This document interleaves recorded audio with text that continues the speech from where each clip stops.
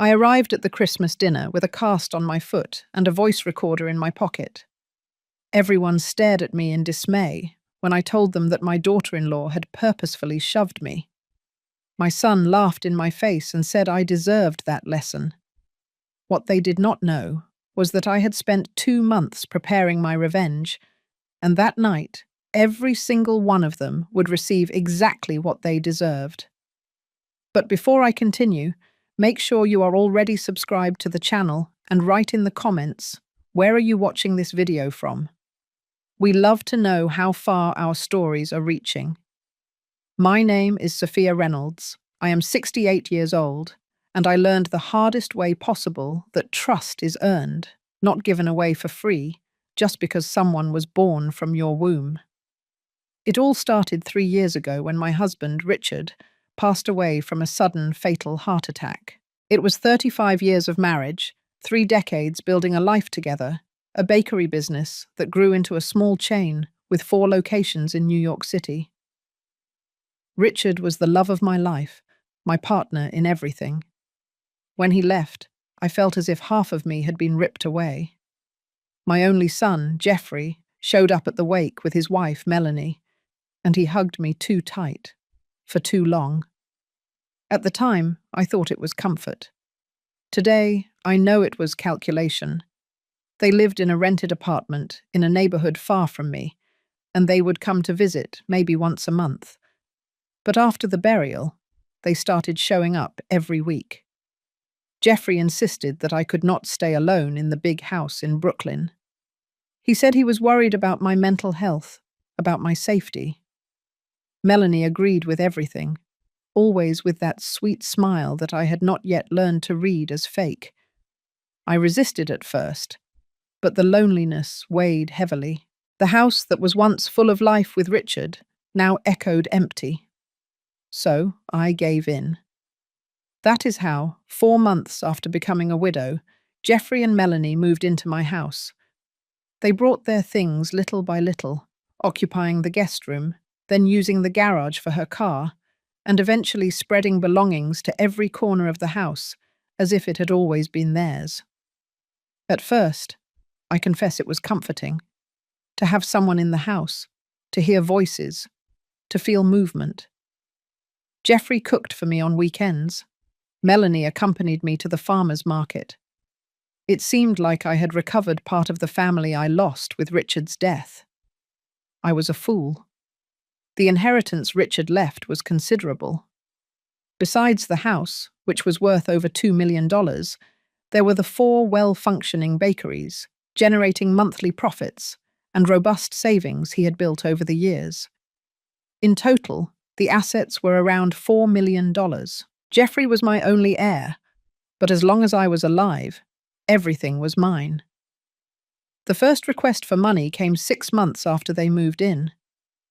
Jeffrey approached me one Sunday afternoon while I was watering the garden plants. He had that expression I had known since he was a child, when he wanted something but pretended to be embarrassed to ask for it. He told me that the company where he worked was going through restructuring and that he might be laid off. He needed $50,000 to invest in a specialization course that would guarantee him a better position. As a mother, how could I refuse? I transferred the money the next day. 3 weeks later, it was Melanie who showed up in my suite, all apologetic, saying that her mother had health problems and needed $30,000 for a specific surgery. I paid without question. After all, we were family now. The requests began to multiply. In September, another $40,000 for an investment Jeffrey swore would double in 6 months. In October, $25,000 to fix Melanie's car after an accident. In November, another $30,000 for an unmissable partnership opportunity in a business that never materialized. By the time December arrived, I had already lent $230,000, and I saw no sign of return. Every time I brought up the subject, Jeffrey would deflect, promise that we would resolve it soon, or simply change the conversation. I started to notice a pattern. They always asked when I was alone, always with stories that generated guilt or urgency. It was a Sunday morning when everything changed. I woke up early, as always, and went down to make coffee. The house was still silent. I put the water on to boil, and that is when I heard voices coming from their bedroom. The hallway amplified the sound in a strange way, and I managed to hear every word with disturbing clarity. Melanie's voice came first, too casual for what she was saying. She asked when I was going to die. Just like that, directly, as if she were asking what time it was. I felt my body freeze. Jeffrey let out a nervous laugh and asked her not to talk like that. But Melanie continued, relentless. She said I was 68 and could easily live another 20 or 30 years, that they could not wait that long, that they needed to find a way to speed things up, or at least ensure that when I died, everything would go directly to them without complications. My hand trembled so much that I almost dropped the mug I was holding. I stood there, paralyzed next to the stove, while my son and my daughter-in-law discussed my death as if it were a logistical problem to be solved. Jeffrey mumbled something about me being his mother, but with no real conviction. Melanie replied bluntly. She asked how much money they had already taken from me. Jeffrey replied that it was around 200,000, maybe a little more.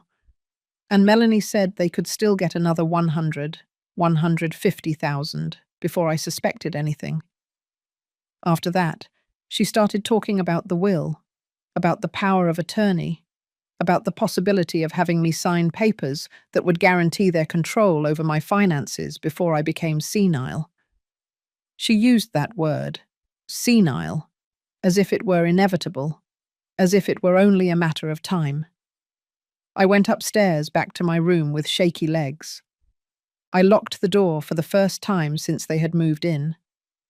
I sat on the bed I shared with Richard for so many years and cried in silence.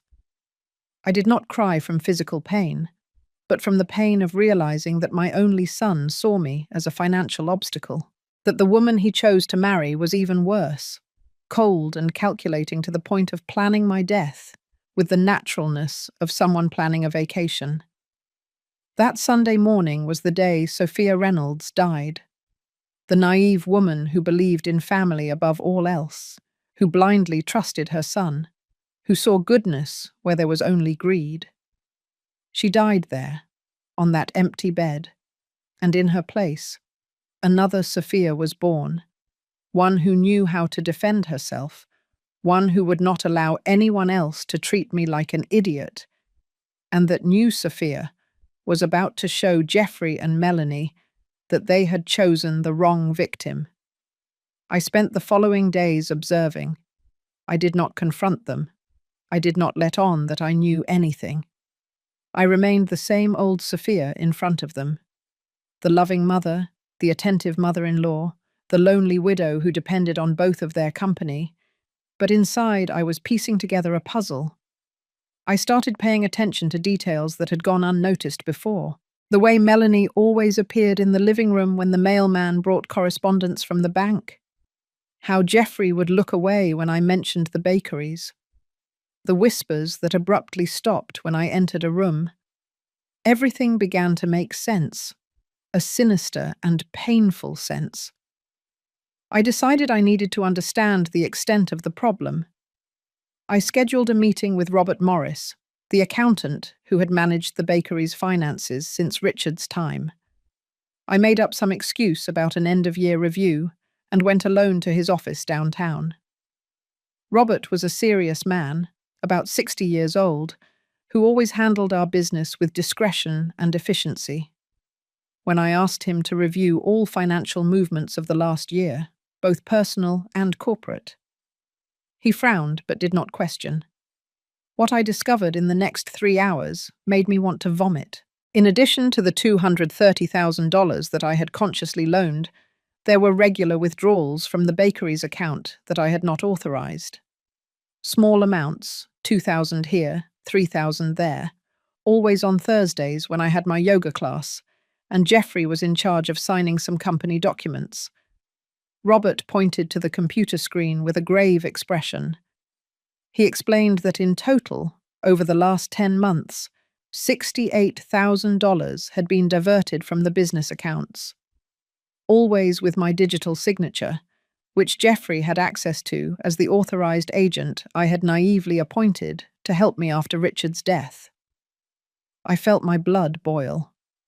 It was not just the loaned money that might never return.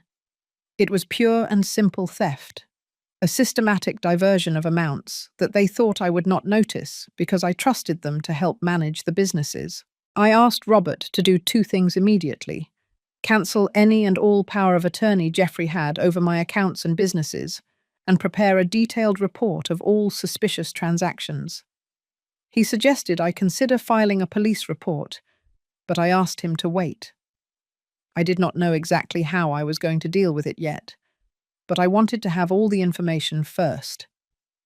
Back home, I stopped at a coffee shop and sat there for over an hour, drinking tea that went cold without me touching it.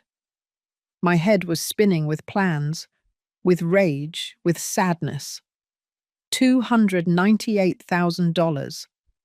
That was the total Jeffrey and Melanie had stolen from me, between never repaid loans and diversions from the businesses. But the money, I realized, was not even the worst part. The worst part was the betrayal. The worst part was looking at the son I raised, whom I hugged, whom I taught to walk, and knowing that he saw me as a source of income, that he was waiting for me to die, that he was laughing at me behind my back while faking affection. When I arrived home that afternoon, they were in the living room watching television. Melanie greeted me with her usual fake smile and asked if I wanted something special for dinner. Jeffrey commented that I looked tired, showing concern like the devoted son he pretended to be. I told them I was fine, just a slight headache, and went up to my room. But before going upstairs, I turned around and looked at them both. I really looked, perhaps for the first time since they moved in. I saw the way Melanie snuggled on the couch as if she owned the house, how Jeffrey had his feet propped up on the coffee table that Richard had bought on a trip we took upstate, how they occupied the space that was mine, that I built, as if it were already theirs by right. That night, lying in bed, I made a decision. I was not going to simply kick them out or confront them directly.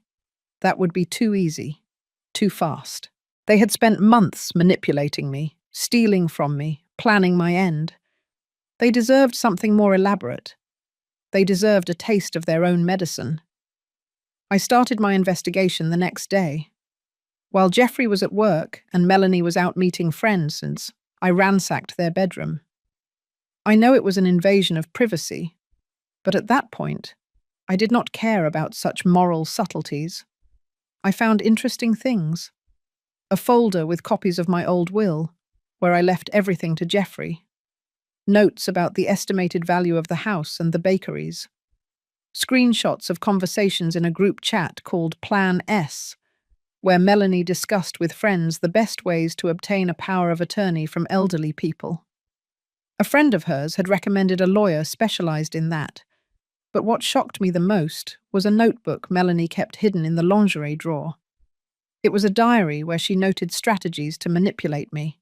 It had things written like, "Sophia gets more emotional and generous after talking about Richard.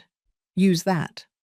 Or, "Always ask for money when I am alone with her. Jeffrey gets in the way by being weak." I read that with a mixture of horror and rage. Every page was proof of how Melanie had studied my behavior, my weaknesses, to better exploit me. She even noted the times I went out, the friends I saw, as if she were keeping surveillance. I took photos of everything with my cell phone. Every page of the notebook, every document in the folder, every screenshot of the conversation. I saved everything in a hidden folder on my computer and a copy in the cloud. If they wanted to play dirty, they would find out I could too. In the following days, I kept my normal routine, but with hawk eyes. I noticed Melanie going through my mail when she thought I was not looking.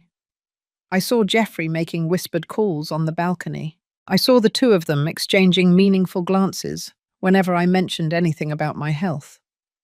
One night, during dinner, Melanie casually brought up that a friend of hers had taken her mother to a very good geriatrician who specialized in memory loss. She said it was important to get preventative checkups at my age. Jeffrey agreed too quickly, suggesting I schedule an appointment. I pretended to consider the idea, but inside I was laughing. They were trying to plant the seed of the idea that I was becoming senile, creating a narrative to eventually declare me incompetent. It was exactly the kind of move I had read in Melanie's notebook. That is when I had an idea. If they wanted to make me look like an idiot, I was going to play the part perfectly. I would give them exactly what they expected. A confused, vulnerable, increasingly dependent old lady. And while they thought they were winning, I would be building my trap. I started slowly. I pretended to forget small things. I would ask the same question twice. I would leave the pot on the stove longer than usual. Nothing too obvious, just enough to feed their narrative. Melanie took the bait immediately. She started commenting to Jeffrey, loud enough for me to hear, about my confusions. Jeffrey also joined the game, suggesting that perhaps I needed help managing the bakery's accounts because it was becoming too complicated for me. On the outside, I nodded, feigning self-concern. Inside, I was documenting everything. I recorded conversations, noted dates and times, and saved evidence. Every move they made was being recorded, every word was being archived. I also discreetly hired a private investigator. I wanted to know exactly what Jeffrey and Melanie were doing when they were not home, who they were talking to, and where they were going. The detective, an ex-cop named Mitch, was efficient and discreet. 2 weeks later, Mitch brought me a report that confirmed my worst suspicions and revealed things I had not even imagined. Mitch met me at a coffee shop far from my neighborhood, away from any possibility of running into Jeffrey or Melanie. He carried a thick folder and an expression that mixed professionalism with pity. That already told me the news would not be good. The report started with the basics: Jeffrey and Melanie's routine, places they frequented, and people they met. But it quickly became clear that much more was going on than I had imagined. First, the apartment. They had not cancelled the old lease as they claimed. In fact, they had renewed the contract and used the place regularly, several times a week. Mitch had photos of them entering and leaving, always carrying expensive shopping bags, imported wine bottles, and boxes from sophisticated restaurants. Essentially, they were living in my house for free, eating my food, using my facilities, but keeping the apartment as a secret retreat where they indulged in a luxury lifestyle with the money they were stealing from me. The hypocrisy left me breathless. But there was more. Mitch had discovered that Melanie did not work, contrary to what she always implied. The outings to meet clients were actually afternoons at spas, expensive hair salons, and luxury malls. She was spending my money getting pampered as if she were a society lady, while I, the true owner of the fortune, lived modestly. The report also revealed frequent meetings with a man named Julian Perez. He was a lawyer specializing in family and probate law, particularly in cases of legal incapacitation and guardianship of the elderly. Mitch had managed to confirm, through a source at the firm, that Melanie had consulted Julian about the procedures for obtaining legal guardianship over someone deemed incompetent. I felt my stomach churn. They were not just stealing my money. They were actively preparing the ground to strip me of all legal control over my own life. They wanted to turn me into a legal prisoner, unable to make decisions, while they administered my fortune freely. Mitch turned another page, and his tone became even more serious. He had discovered something about Melanie's past that Jeffrey probably did not know. Before marrying my son, Melanie had been married to a 72-year-old gentleman for only 11 months. The man had died of natural causes and had left her a considerable inheritance. At the time, the deceased's family tried to contest the will, claiming that Melanie had manipulated the elderly man, but they failed to prove anything. She walked away with almost $500,000 clean. 2 years later, she met Jeffrey on a dating app. A young man, the only son of a rich widow. The coincidence was too unsettling to ignore. I was not dealing with a common opportunist daughter-in-law. I was dealing with someone who had experience in manipulating older people to obtain inheritances. Someone who had practically turned it into a profession. And my son, my Jeffrey, was either a conscious accomplice or a useful tool in her hands. Mitch showed me photos of this Julian, a man in his 40s, well-dressed, with the air of someone who knows exactly how the system works and how to exploit it. Apparently, he had a history of helping families gain guardianship over elderly relatives, always for exorbitant fees. His firm specialized in this lucrative and morally questionable niche. I asked Mitch to continue investigating, especially focusing on any contact between Melanie and people from her first marriage and any suspicious financial movements. He agreed and promised to have more information in 2 weeks. I left that coffee shop with the report hidden in my purse and crystal clear clarity in my mind. Melanie was not simply an opportunistic freeloader who saw a chance and took it. She was a professional predator who had chosen my son and, through him, me, as deliberate targets. And Jeffrey, my own flesh and blood, had accepted that role, whether out of greed, weakness, or a combination of both. That night, I could not eat dinner with them. I faked a headache and went up early. But in reality, I stayed in my room analyzing every page of Mitch's report, connecting the dots, understanding the extent of the trap I had fallen into. They had a long-term plan. First, empty my accounts through loans and diversions. Second, create a narrative of mental decline. Third, use Julian to obtain legal guardianship. And then, with total control over my finances and person, turn me into an empty shell while they lived off my fortune until I died naturally. Or, who knows, with a little help. The memory of the conversation I overheard, about when I was going to die and if they could speed things up, gained a new, more sinister weight. With Melanie's history of a conveniently early dying elderly husband, it was not paranoia to consider that she might be planning something similar with me. I made a decision right there. I was not going to simply defend myself. I was going to counterattack. I was going to use every piece of information I had, every piece of evidence Mitch gathered, every mistake they made, to turn the tables completely.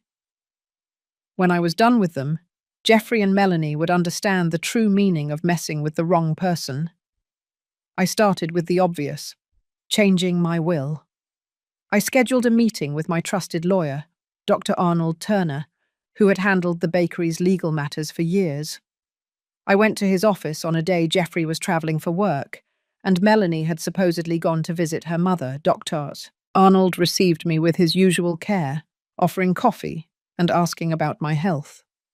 When I explained that I wanted to make significant changes to the will, he took paper and pen with an attentive expression.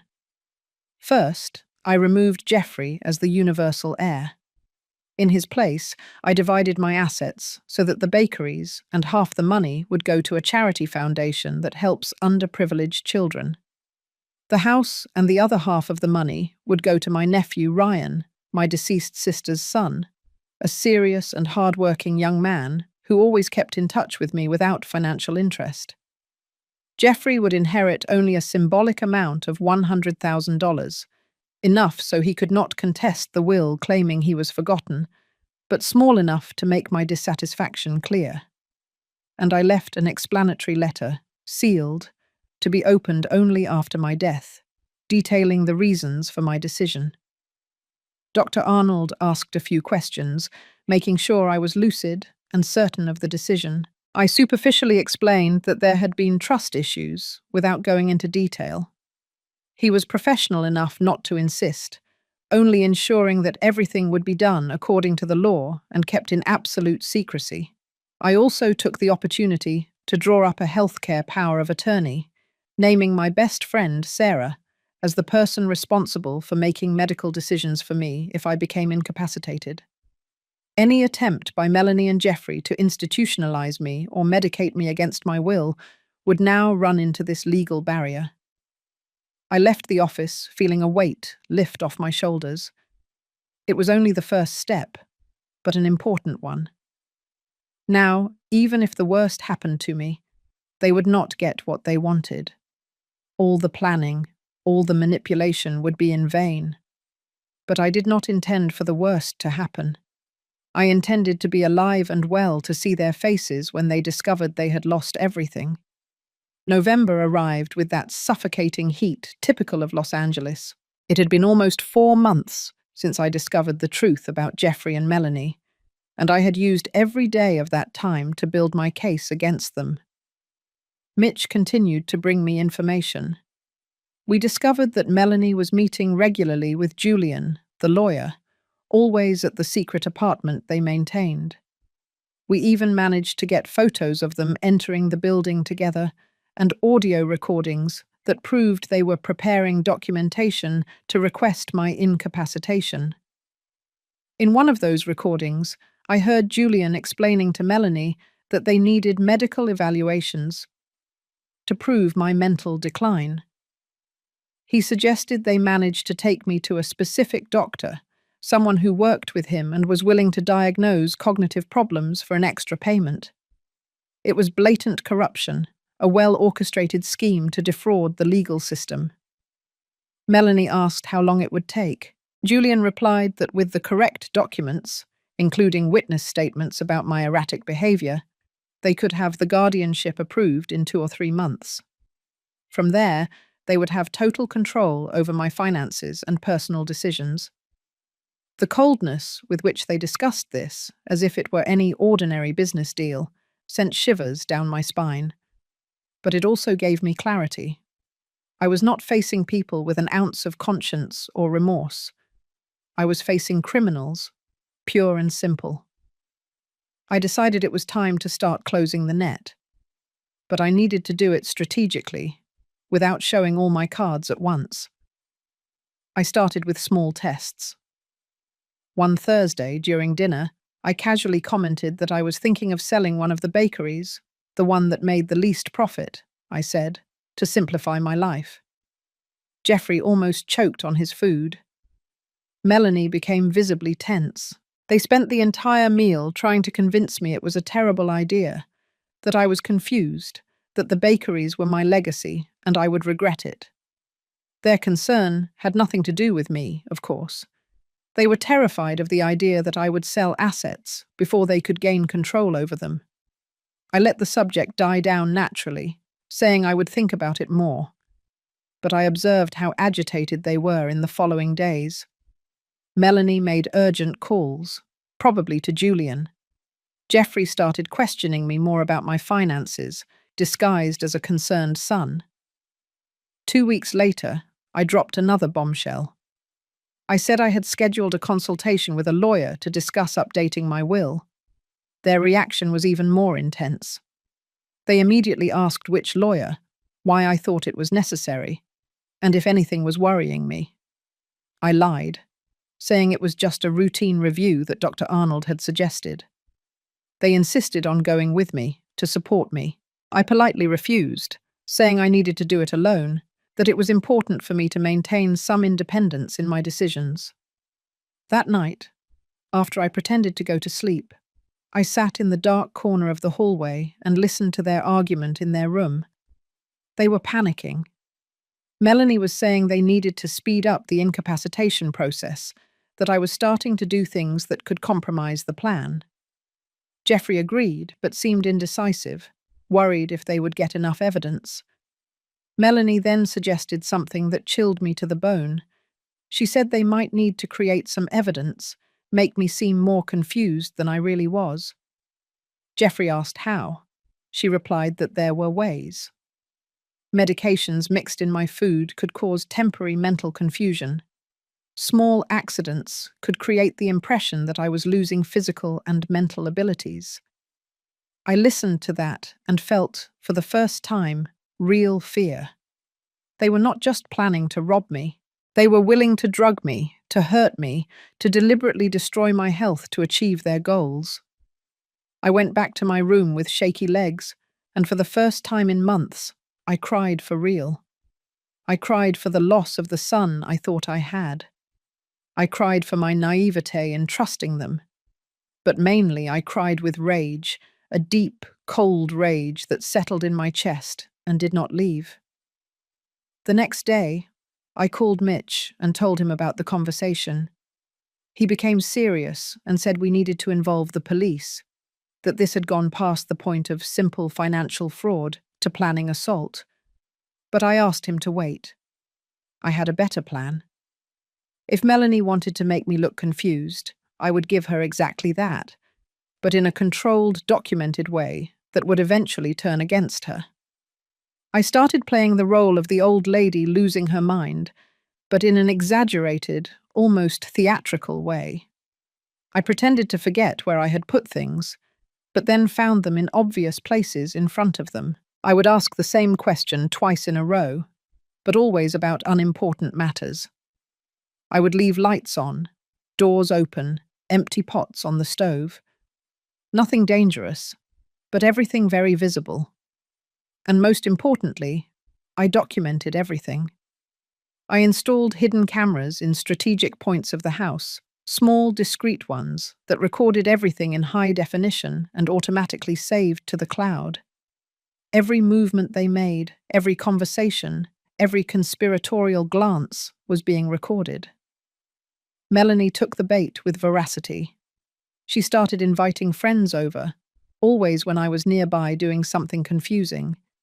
They would witness my forgetfulness, my disorganization, and Melanie would narrate everything with that fake voice of concern. I knew she was building her network of witnesses.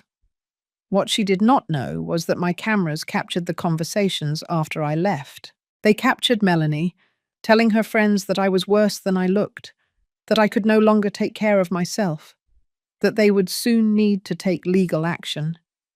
They captured the laughter when they thought I could not hear, the comments about how good it would be when they had access to all the money. Jeffrey also entered the game, but in a different way. He started bringing documents home, papers from the bakeries that needed my signature. Only now he would check every signature of mine, comparing them with previous ones, looking for signs of trembling or uncoordination that he could use as proof of decline. So I started signing some things with a trembling hand on purpose. Other times, I signed perfectly. I wanted to create inconsistency, give them hope, but never total certainty. Watching them frustrated, trying to decipher my real state, was almost satisfying. But everything changed one afternoon in December, 3 weeks before Christmas. I had gone to the supermarket to do some shopping. Upon returning, with the bags in my hand, I climbed the 3 steps of the house entrance as I had done for 20 years. Only this time, I felt something push me from behind. It was not an accidental stumble. It was a deliberate, strong shove, with 2 hands placed flat on my back. I completely lost my balance. The bags flew, and I fell sideways onto the concrete steps. The pain was immediate and agonizing. I felt something snap in my right foot at the moment of impact. I screamed more out of shock than pain, and tried to turn around to see who had pushed me. It was Melanie. She was standing there, at the top of the stairs, with an expression that was not of fright or concern. It was cold satisfaction. Our eyes met for a second, and in that second, I saw everything. She had done it on purpose. She had deliberately shoved me, calculating that the fall would injure me. Before I could say anything, I heard quick footsteps. Jeffrey appeared, coming from inside the house. He looked at me lying there, looked at Melanie. and then did something that broke the last piece of my heart that still held hope for him. He laughed. It was not a nervous laugh of surprise. It was a genuine laugh, of approval, almost of pride. And then he said, with a voice I had never heard come out of my son's mouth, something that would be etched into my memory forever. It was to teach you a lesson, as you deserve. I lay there, sprawled on the steps, my foot throbbing with pain, looking at the man I gave birth to, carried for 9 months, raised with all the love I had, and heard him tell me that I deserved to be assaulted, that I deserved to be hurt, that it was a lesson. Melanie walked down the steps calmly, picked up the fallen bags, and went inside the house as if nothing had happened. Geoffrey stayed there for a second longer, the smile still on his face, before following his wife. They left me there. They did not call for help, did not offer support, did not show an ounce of remorse. They simply abandoned me at the entrance of the house with a broken foot, as if I were disposable trash. It was the neighbours who found me. Mrs. Martha, who lives 3 houses down, was returning from the pharmacy and saw me. She shouted for help, called her husband, and together they helped me into their car to take me to the hospital. On the way, with the pain pulsating in my leg and silent tears streaming down my face, I made a choice. That had been their last mistake. The mistake that would transform all my pain, all my rage, all my planning, into concrete action. They had crossed the line from psychological manipulation to physical violence, and that changed everything. In the emergency room, while waiting for attention, I called Mitch. I explained what had happened. He was silent for a moment, then asked if I was absolutely sure it had been on purpose.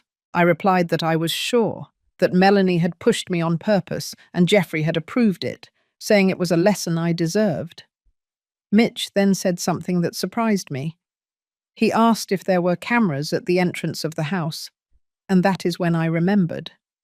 The external camera I had installed weeks ago, hidden in the balcony lamp, pointing exactly at the stairs. If it was working, it had recorded everything. The shove, the fall, their reaction, Geoffrey's words, everything.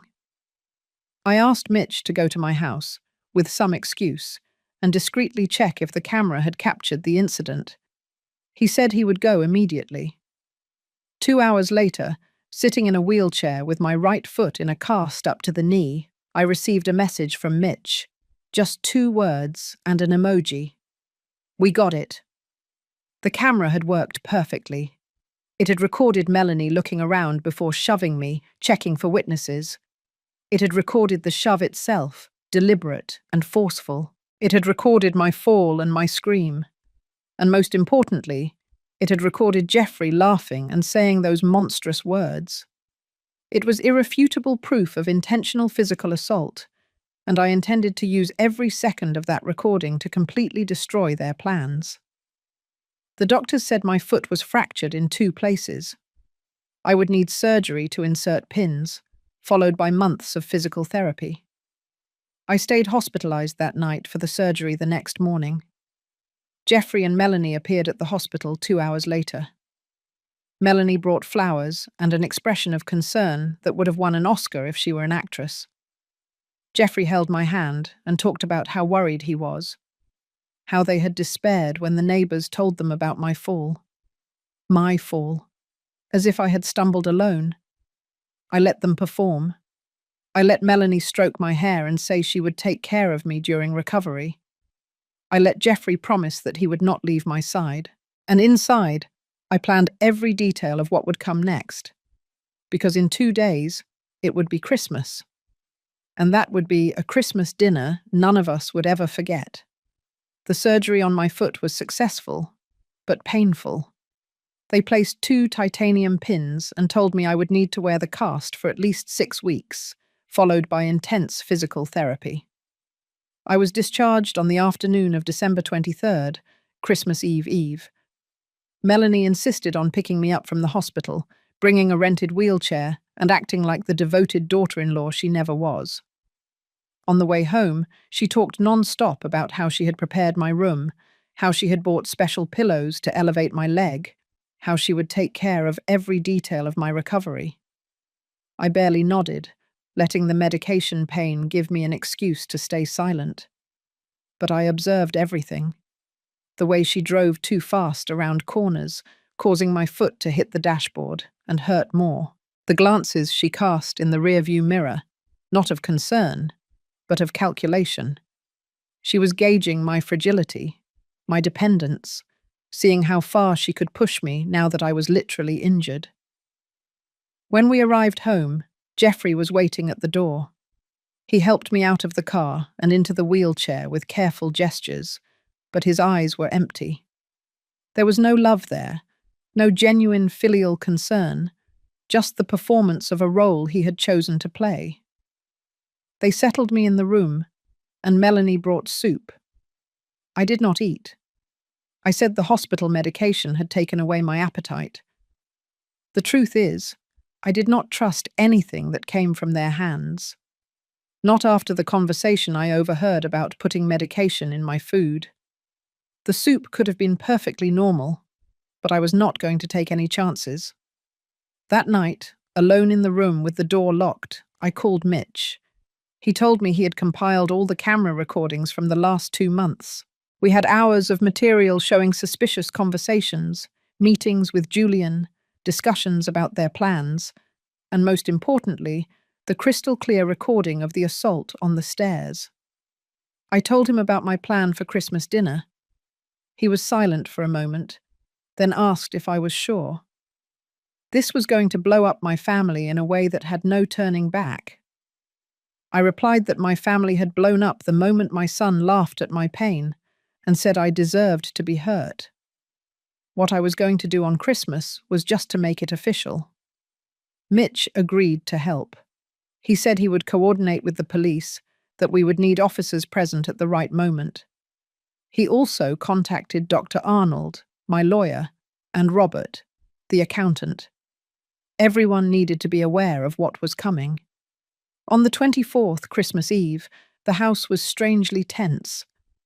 Melanie had excessively decorated everything, as if the amount of ornaments could create the illusion of a happy family. Jeffrey had bought an expensive turkey and imported wines. They were planning a big celebration, and I knew why. They thought they had won, that with my broken foot, physically dependent on them, more fragile and vulnerable than ever, they finally had me where they wanted. The assault had not just been gratuitous violence, it had been strategic, to make me an invalid, dependent, easier to control.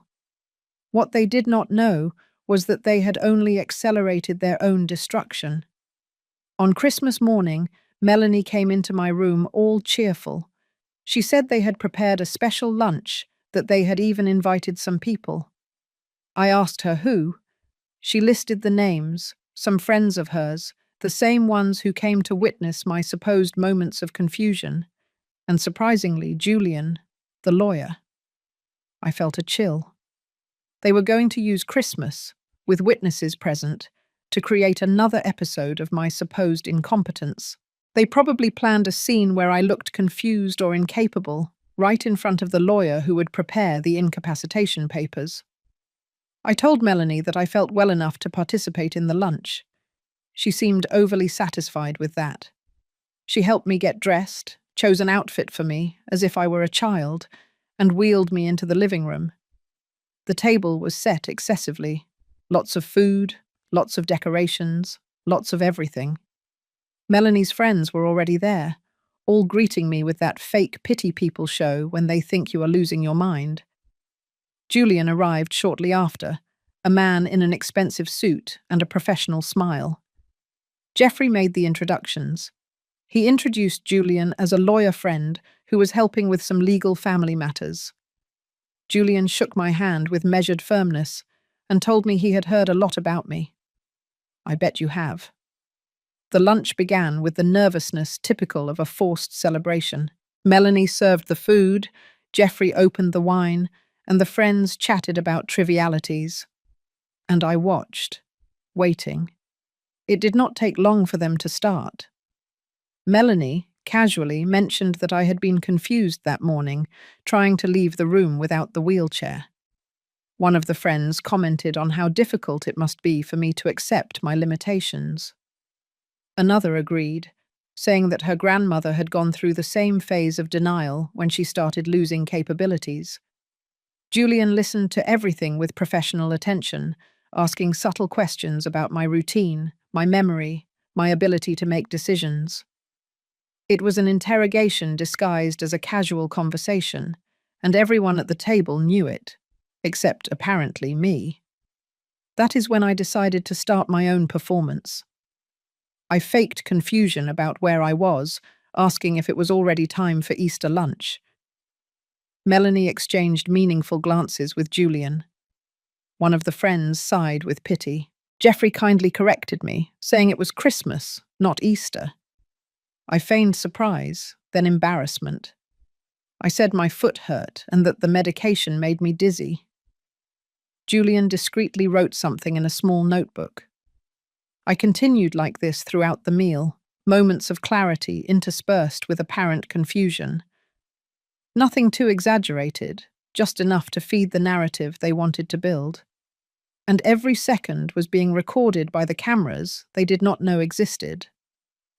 After lunch, when everyone was in the living room having coffee, pretending to celebrate, my moment arrived. I looked at the clock. It was exactly 3 o'clock in the afternoon, the time I had agreed upon with Mitch. I got up from the wheelchair with difficulty, leaning on the crutch the doctors had given me. Everyone stopped talking and looked at me. Melanie quickly got up, coming toward me with that mask of concern. That is when the doorbell rang. The silence in the room was absolute. Geoffrey and Melanie looked at each other, confused. They were not expecting anyone else. Melanie offered to get it, but I said I would go, that I should sit down. I just smiled and said I would go myself. After all, it was my house. I walked slowly to the door, leaning on the crutch, feeling all the eyes on my back. I opened the door calmly. On the other side were 2 uniformed police officers, Mitch and Dr. Arnold, my lawyer. I turned toward the living room, where everyone was frozen, processing the scene. And then I said, with a voice firmer and clearer than I had used in months, "Officers, please come in. I have a report to file." The silence that followed was dense, heavy, as if the air had been sucked out of the room. I saw Melanie's face lose all colour. Her eyes widened as the police officers entered. Geoffrey stood still, mouth open, unable to formulate words. Melanie's friends looked at each other, confused. Julian, the lawyer, immediately adopted a defensive posture, closing his little notebook and crossing his arms. The commander leading the operation, Commander Smith, a man in his 50s with an imposing presence, entered the room, examining every person present. Behind him, Mitch carried a laptop, and Dr. Arnold brought a thick folder with documents. I asked permission and returned to my wheelchair, not because I needed it, but because the visual drama of the moment was worth every second. A 68-year-old lady, with a cast on her foot, the visible victim of violence, reporting her own family members on Christmas Day. It was an image that would be etched into the memory of everyone present. Commander Smith formally introduced himself and asked who Geoffrey Reynolds and Melanie Reynolds were.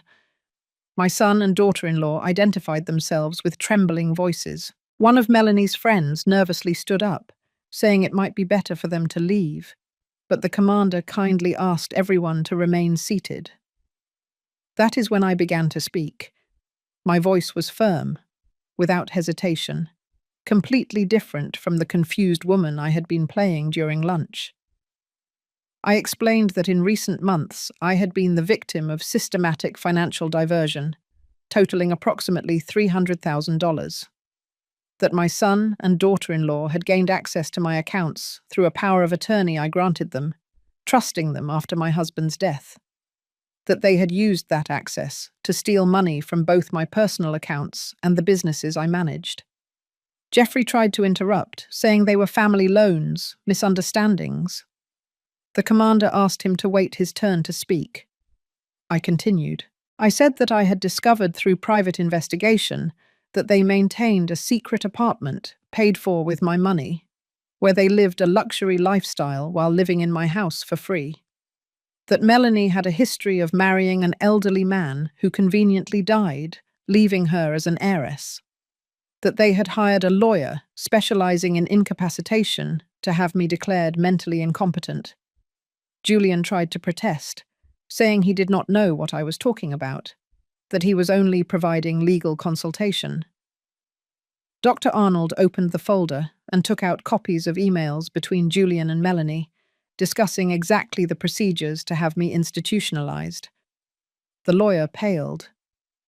But the worst, I continued, is that after they discovered I was investigating, they started planning ways to drug me to create false evidence of mental decline. And 3 days ago, my daughter-in-law deliberately pushed me down the stairs, breaking my foot. Melanie exploded. She shouted that I had fallen alone, that I was delusional, that the medication was making me paranoid. Her friends agreed, saying that I was clearly not well, that all the behavior during lunch showed confusion. That is when Mitch opened the laptop. On the large screen connected to the living room television, the recording from the external camera began to play. Everyone could see, in high definition, Melanie looking around, checking if anyone was watching. Then, with clear, deliberate movements, placing both hands on my back and pushing me forcefully. The entire room could see my fall, hear my scream of pain. And then they could see and hear Jeffrey coming out of the house, looking at me fallen and laughing. His voice came clearly from the speakers. It was to teach you a lesson, as you deserve. The silence that followed was absolute. One of Melanie's friends put her hand over her mouth, horrified. Another started to cry softly. Julian subtly moved away from Melanie, as if physical proximity could contaminate him. Melanie looked at the screen. She looked at me, looked at the police officers, processing the fact that she had been recorded. Jeffrey was white as a sheet, looking at his own hands as if he did not recognize the man who had laughed at his own mother's fall. But Mitch was not finished. He started playing other recordings. Conversations between Jeffrey and Melanie about speeding up my death. Discussions about putting medication in my food. The audio of the consultation with Julian about the incapacitation procedures. The visits to the secret apartment. Every video, every audio, was another hammer blow to the defense they would try to build. There was no way to deny it. There was no way to justify it. It was all there, recorded, dated, authenticated. When the videos ended, Commander Smith addressed Jeffrey and Melanie. He said they were being arrested in the act for intentional bodily harm in Melanie's case, and for complicity and threat in Jeffrey's case. That other crimes would be investigated, including diversion of funds, fraud, and conspiracy. Melanie tried to run. She literally tried to run out the kitchen door, but one of the officers intercepted her easily. She started screaming, saying that I had planned everything, that I had falsified the evidence, that I was trying to steal the inheritance that was theirs by right.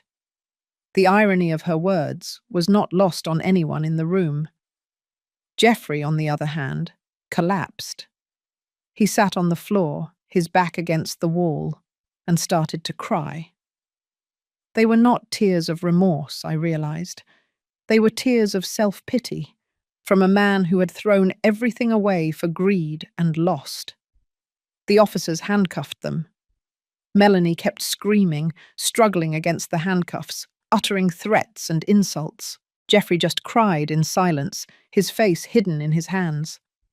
Before taking them away, Commander Smith asked me if I wanted to say anything.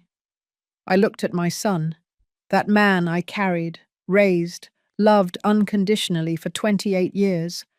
That man who laughed when he saw me fallen, injured, bleeding, and I said only one thing.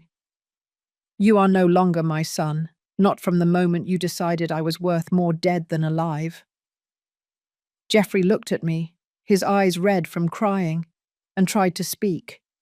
He tried to say he was sorry, that he had been influenced, that he never wanted it to come to this. But I raised my hand, silencing him. There was nothing he could say that would change what he had done. There was no excuse, no justification, no possible forgiveness for someone who plans the death of his own mother. The officers took them away. Melanie continued screaming in the hallway, her voice echoing through the house until the patrol car door closed. Jeffrey left in silence, his head bowed, defeated. Melanie's friends hurriedly left, murmuring apologies, probably already figuring out how they would explain to other people that they had witnessed an arrest at Christmas lunch.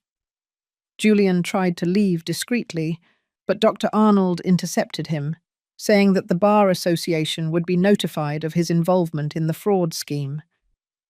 When everyone finally left and the house was silent, I found myself alone in the living room, surrounded by the remnants of the Christmas lunch that never became a celebration.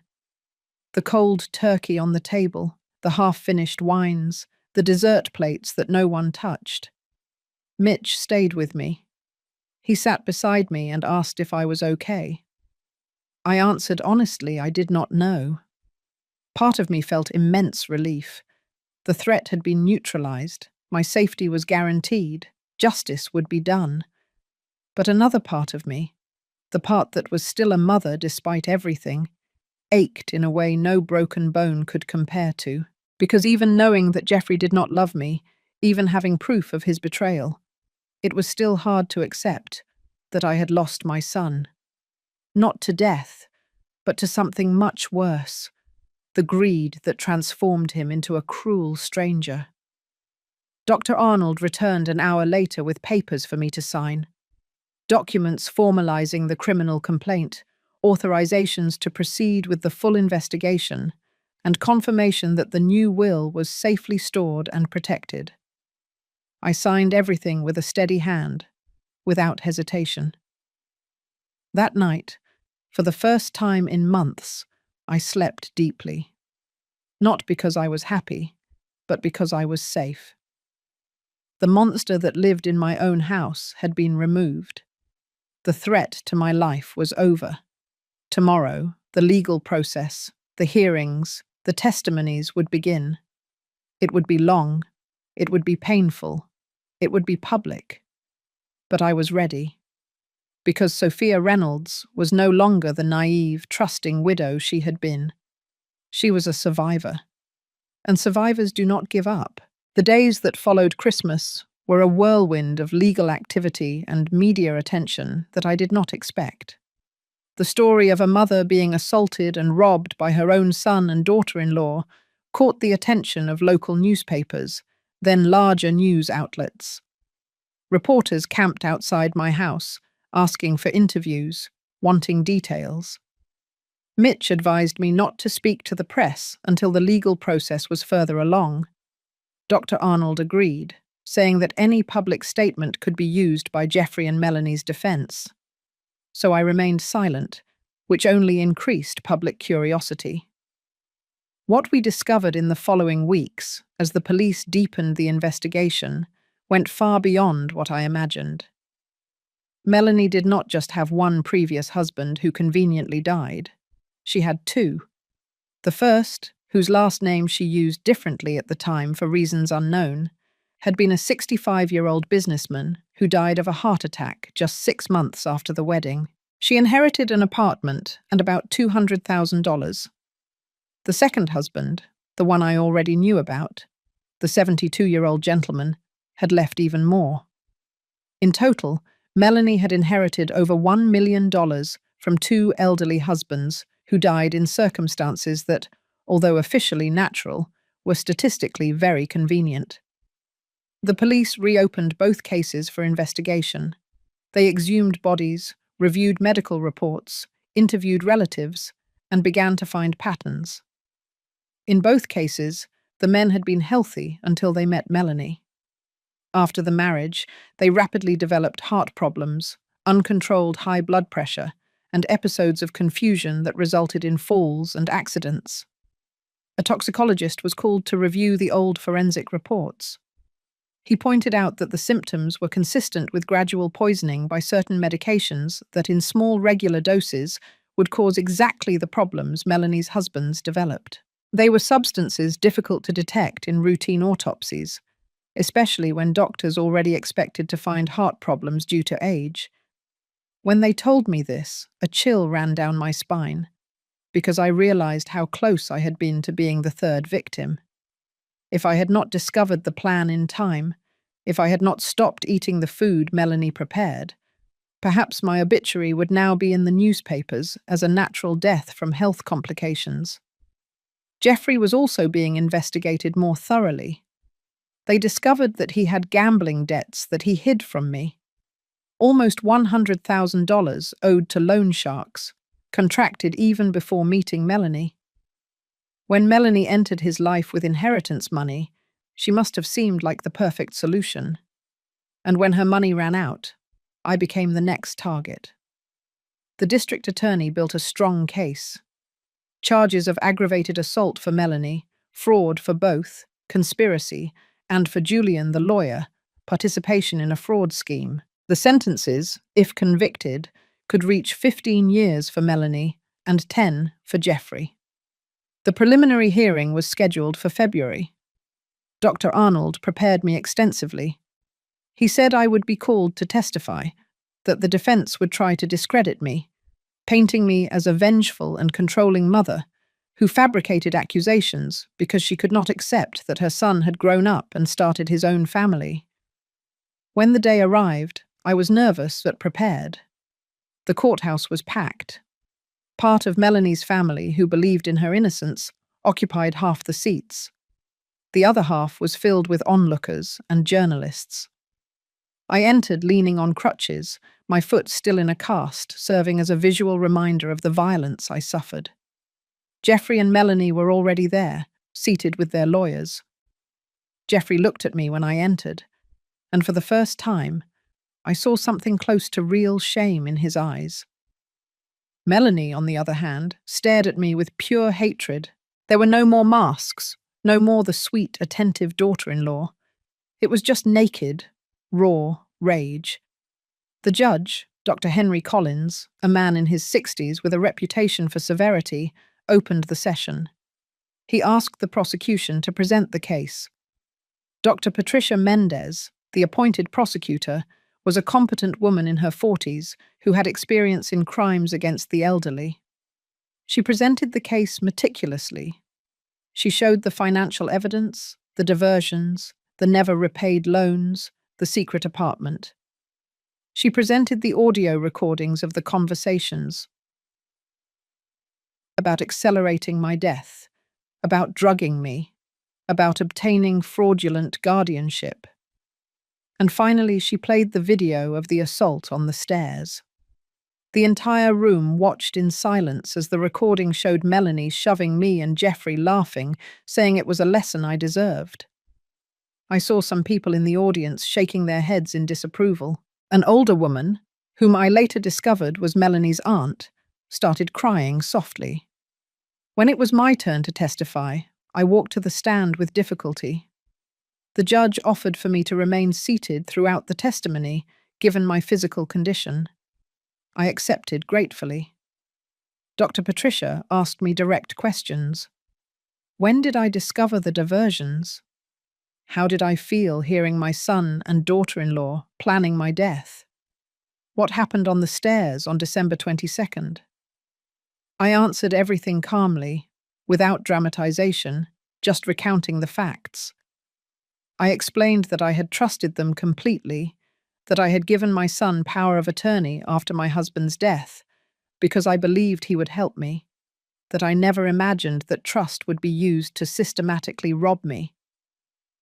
I told about the morning I overheard the conversation, about the coldness with which they discussed how much longer I would live, about the fear I felt when I realized I was not safe in my own home, and finally, about the shove, about the physical and emotional pain of being deliberately assaulted by my daughter-in-law while my son approved.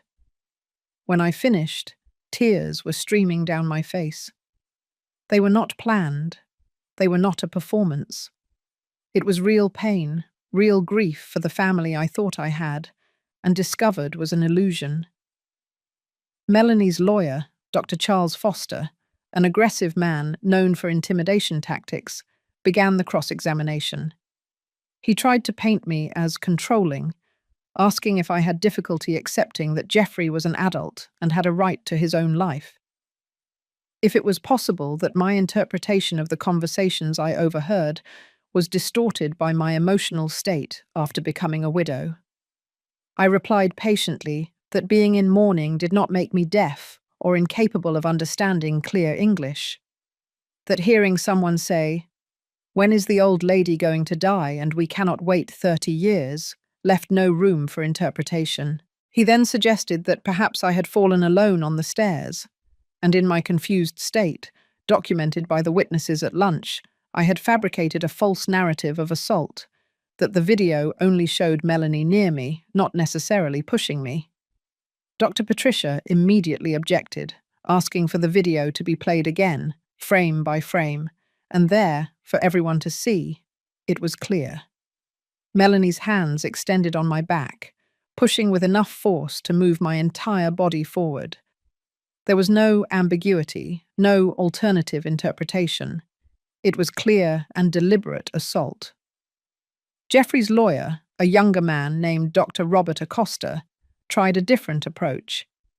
He suggested that my son had been manipulated by Melanie, that she was the true criminal, that Jeffrey was essentially another victim, seduced by a calculating woman who had a history of exploiting elderly people. I looked at Jeffrey when the lawyer said that. My son kept his eyes down, neither confirming nor denying. Part of me wanted to believe that narrative, wanted to think that my boy had been deceived, manipulated, led astray by a malicious influence. But then I remembered the laugh, the way he had laughed when he saw me fallen, bleeding with a broken foot, the way he said I deserved that lesson. That was not manipulation. That was cruelty that came from within him, from a dark place that perhaps was always there, and I never wanted to see. When the judge asked if I had anything else to state before concluding my testimony, I requested permission to speak directly to my son. The judge hesitated, but finally consented. I looked at Jeffrey. He finally raised his eyes and stared at me, and I said, with a voice that came out firmer than I expected, "Jeffrey, for 28 years I loved you unconditionally. I gave you everything I could: love, education, opportunities, trust. When your father died, you were the most important person in my life, and you took all that and turned it into a weapon against me. Not out of necessity, not out of desperation, but out of pure greed. You stole from me, you betrayed me, you laughed at my pain. So no, you are not a victim of anyone but your own choices, and you will have to live with them for the rest of your life." Jeffrey started to cry. They were no longer tears of self-pity, I realized. They were tears of someone who finally understood the magnitude of what he had lost. Not the money, not the inheritance, but something much more precious: the love of his own mother.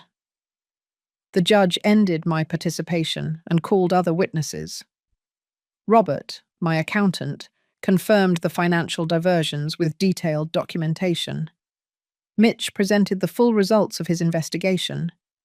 Even neighbors were called to testify about changes in my behavior, confirming that I was always lucid and capable, disproving the narrative of mental decline that Melanie and Jeffrey tried to build. The toxicologist who reviewed the cases of Melanie's previous husbands also testified, presenting analyses that strongly suggested gradual poisoning. The defense tried to discredit his conclusions, but the evidence was technical, scientific, difficult to refute. The hearing lasted 3 full days. In the end, the judge determined there was sufficient cause for a full trial. He denied bail for Melanie, citing flight risk and risk to witnesses, especially me. For Jeffrey, he granted a high bail, $500,000, which he had no way to pay. Both would remain imprisoned until the trial. When I left the courthouse that last day, journalists surrounded me. This time, Mitch and Dr. Arnold agreed that I could speak. Not much, just a brief statement. I looked at the cameras and said, "I trusted the wrong people because they were family. I paid dearly for that trust, but I am not going to let what happened to me happen to others." If anyone is going through something similar, hearing strange conversations, noticing money disappearing, feeling manipulated by their own family, do not ignore the signs. Seek help, because family is not who shares your blood. Family is who respects your life. The statement was played on several news channels. I received hundreds of messages from people telling similar stories, thanking me for having the courage to speak. Some called me an inspiration. I did not feel inspiring. I felt tired, hurt, but also determined to see this through to the end. The trial was scheduled for May, 4 months later. Meanwhile, my life slowly began to rebuild. The cast came off. I started physical therapy, regained mobility, returned to personally managing the bakeries, reconnected with friends I had neglected, and started living again. The house, which had been invaded by Jeffrey and Melanie's toxic presence, became mine again. I redecorated the room they used, transforming it into an office. I removed everything that reminded me of them, every photo, every object. It was painful, but necessary. My younger sister, Clara, who lived in Denver, came to spend a week with me. She hugged me tight when she arrived and said she was sorry she had not noticed what was happening. I explained that I myself had not realized it for a long time, that manipulators are skilled at hiding their true intentions. We spent that week talking, remembering our childhood, our family, the parents who had already passed. Clara reminded me of the strong woman I always was, before mourning and loneliness made me vulnerable. She said that Sophia was coming back, and she was right.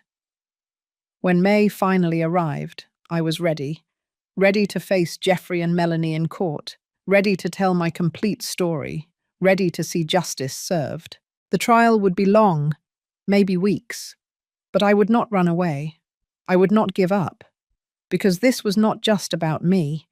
It was about all the elderly people who are exploited, abused, and manipulated by those who should protect them. It was about proving that being elderly does not mean being weak, and that Sophia Reynolds was not a victim. She was a survivor.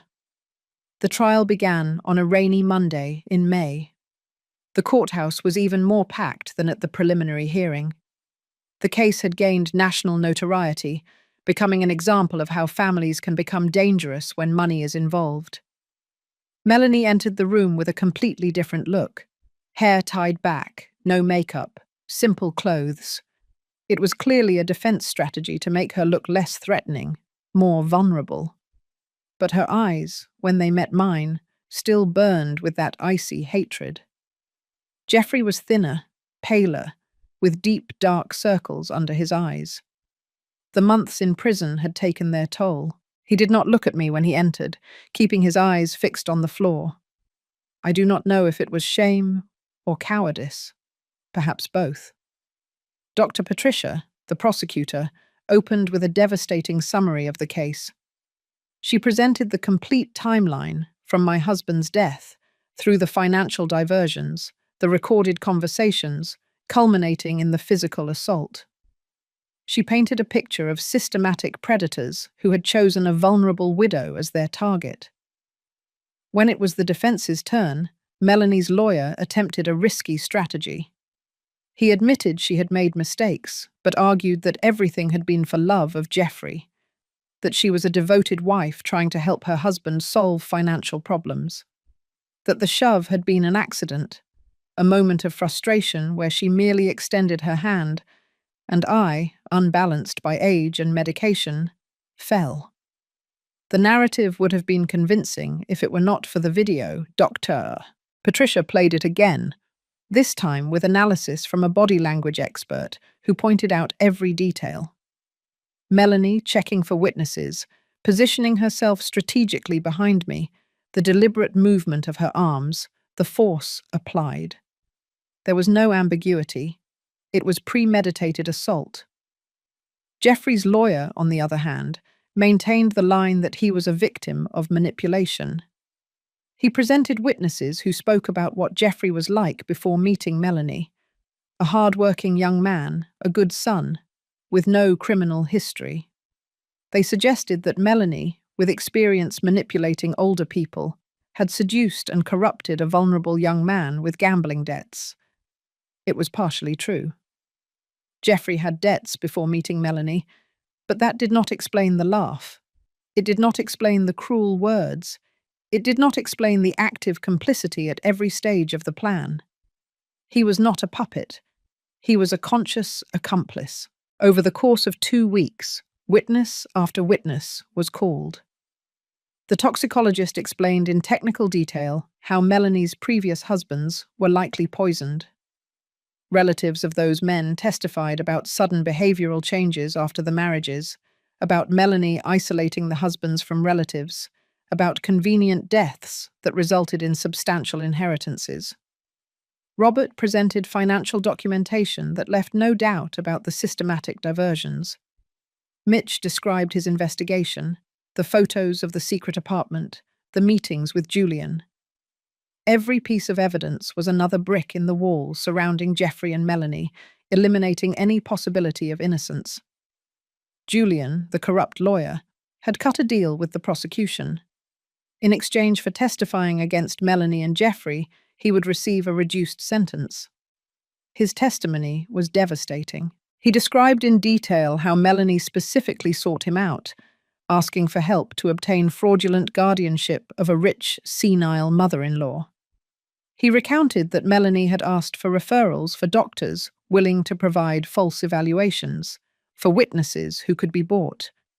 That the plan was to declare me incompetent, gain full control of the finances, and then, using his words, wait for nature to take its course, with or without help. That last part caused a commotion in the room. The judge had to call for order because Julian had essentially confirmed that Melanie was planning my death, whether by waiting for it to happen naturally or by accelerating the process. When it was my turn to testify again, this time in the full trial, I walked to the stand with a firm step. My foot had fully healed, although I still felt pain on rainy days. But I no longer needed crutches, no longer showed physical fragility. I wanted the jury to see me as I was, a perfectly capable, lucid, strong 68-year-old woman. Dr. Patricia guided me through the whole story again. This time, I could speak more freely, adding emotional details that had been omitted in the preliminary hearing.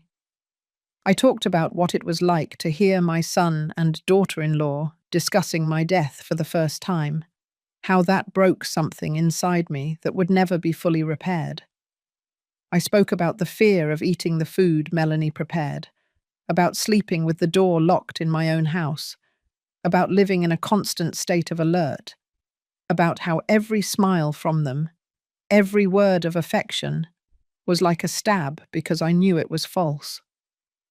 And I spoke about the stairs, about the second before the shove, when our eyes met, and I saw in Melanie's pupils not sudden rage, but cold, calculated intent, about the physical pain of the bone breaking. Yes, but mainly about the emotional pain of understanding that my own son, my flesh and blood, had approved that violence against me. When I finished, there were jurors crying discreetly. Some avoided looking at Jeffrey and Melanie, as if their presence were contaminating. The cross-examination was brutal. The defense lawyers tried to destabilize me, suggesting I was a controlling mother who could not accept losing power over her adult son, that I was using my financial resources as a weapon of manipulation, that I had misinterpreted innocent conversations through the filter of a paranoid, lonely widow. I answered every attack calmly. I presented facts, not emotions, bank numbers, not hurt feelings, clear recordings, not subjective interpretations. It was impossible to discredit such solid evidence, but they tried. At one point, Melanie's lawyer made a mistake. He asked if I did not think I was being dramatic, that a simple fall down the stairs did not justify destroying the lives of two young people with imprisonment. I looked at him and replied, "A simple fall? My foot was fractured in 2 places. I needed surgery with metal pins. I was incapacitated for weeks. And you heard the video. The assault was not the fall. It was the deliberate shove that caused the fall, and my son's words saying I deserved that. None of that is simple. None of that is accidental. It was premeditated violence against a 68-year-old woman by people who should be protecting me." The jury looked at me with expressions that mixed pity and rage. Pity for me, rage for Jeffrey and Melanie. It was exactly the reaction the truth deserved to provoke. The trial dragged on for 3 weeks. More witnesses, more evidence, more arguments.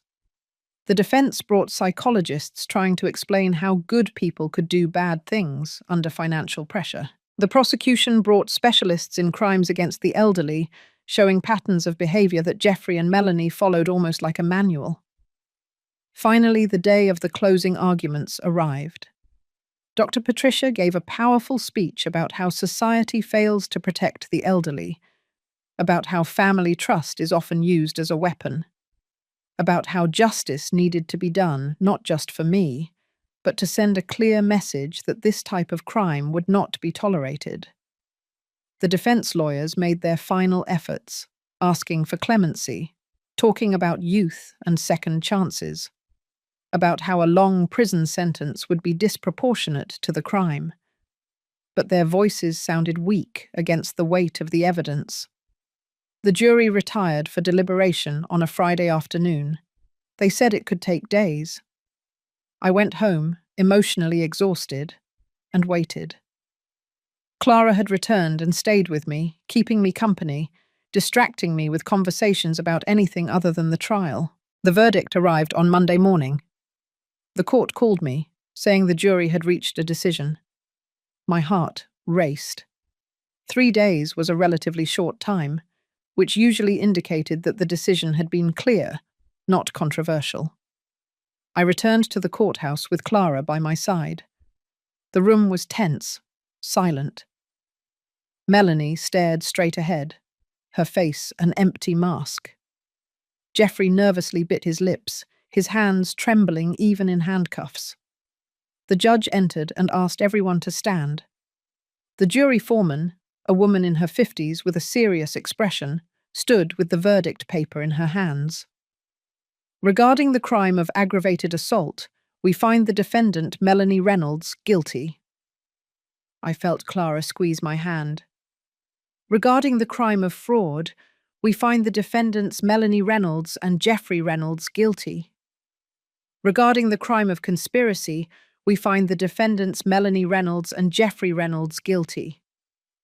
Guilty on all counts. The jury had had no doubts. Melanie remained motionless, but I saw a tear roll down her face. Not out of remorse, I realized, but out of rage at being caught. Jeffrey lowered his head and began to sob softly. The judge then moved to sentencing.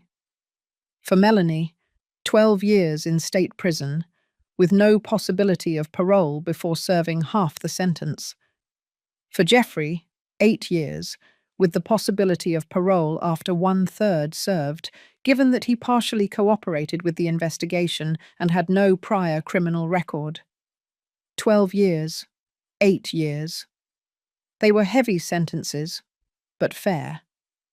Melanie would be almost 40 when she got out. Jeffrey would be 36. Their lives, at least as they knew them, were over.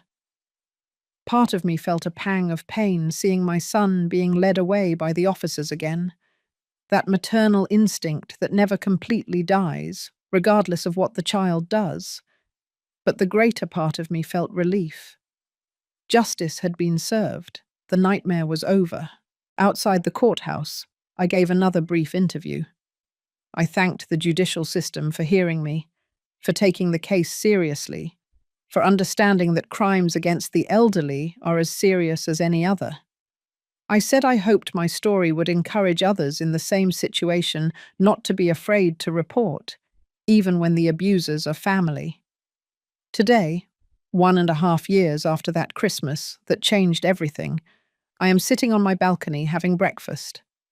The sun is warm, typical of December in Los Angeles, and I can hear the street noise starting the day. The bakeries are thriving under my renewed management. I hired a trusted manager for the day-to-day, but I actively participate in important decisions. I discovered that being forced back into total control of the businesses gave me an energy I had not had in years. The house is different, lighter. I redecorated almost everything, bringing in brighter colors, new furniture, plants that I let Clara take care of when I travel. Yes, I started traveling again.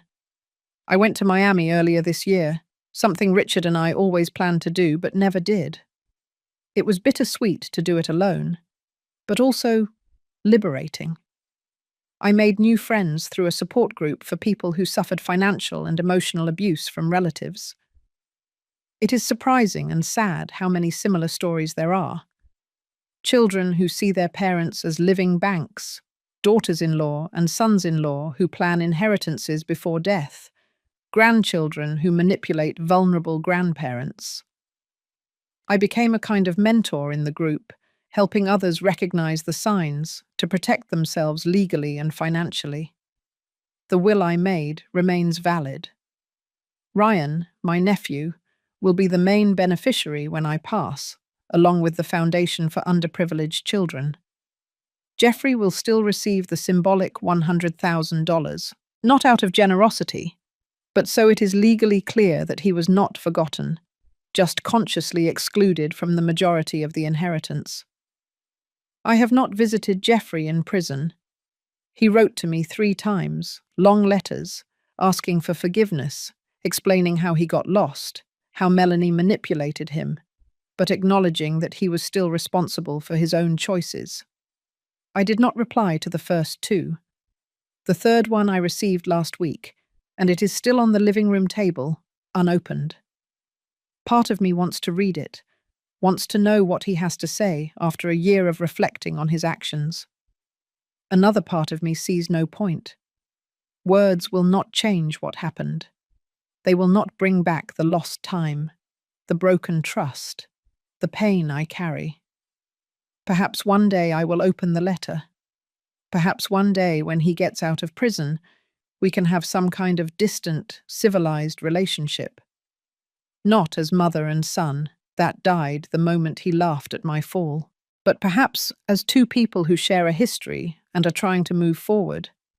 But not today. Today is still too recent, too painful.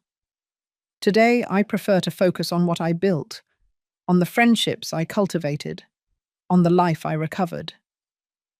Melanie, according to Dr. Arnold, who maintains contact with the prosecution, is having a difficult time in prison. Apparently, her ability to manipulate people does not work so well when everyone around her are criminals who recognize other criminals. I feel a small and perhaps petty satisfaction with that. The investigations into her previous husbands continue. There are real possibilities that murder charges will be formally filed. If that happens, she will never leave prison. It will be where she should be, far from vulnerable people she could exploit. Sometimes, late at night, I still have nightmares. I dream I am falling down the stairs again, that I wake up and they are still in the house, that I discover too late that I was poisoned. I wake up sweating, heart pounding, and I need a few minutes to remember that I am safe, that they are in prison, that the danger has passed. The therapist I started seeing a few months ago says it is normal, that trauma takes time to process, that the nightmares will eventually decrease. I am starting to believe her. The nightmares are already less frequent than they were at first. What did I learn from all this? That trust is precious and should be given with care, even to family. Especially to family, perhaps because that is where we have the most to lose when we are betrayed. That being elderly does not mean being weak or incapable, and that we must not let anyone make us feel that way. I learned that it is possible to rebuild life after destruction, that it is possible to find strength even when all seems lost, that justice, although delayed, still exists, and that surviving is not just continuing to exist, it is choosing to live fully, despite what they tried to do to you. I look at the scars on my foot, still visible where the pins were inserted. Some people might see those scars as a reminder of victimization. I see them as a reminder of survival, of struggle, of victory. Sophia Reynolds is no longer the naive widow who trusted blindly. She is no longer the mother who put her son above everything, even her own safety. She is a woman who looked betrayal in the face, fought against it, and won. And if my story can help just one person recognize the signs of abuse, have the courage to report, and protect themselves before it is too late, then all the suffering will have been worth it. Because in the end, it is not about the money they tried to steal. It is not about the inheritance they planned. It is about dignity, about the right to live without fear in your own home, about justice when family members turn into predators, and about proving that 68-year-old widows with broken feet can be more dangerous and resilient than 30-something criminals imagine. I finish my coffee, get up, and start my day. I have a meeting at the bakery, lunch with Clara, a painting class in the afternoon. Normal life, good life, my life. And that is exactly how it should be. The nightmare is over. Life goes on. And I, Sophia Reynolds, am more alive than ever. Now, if you liked this story, click to subscribe. And tell me in the comments what part left your jaw dropping. Oh, and do not forget to become a member to get access to exclusive videos that I do not post here. I will see you there.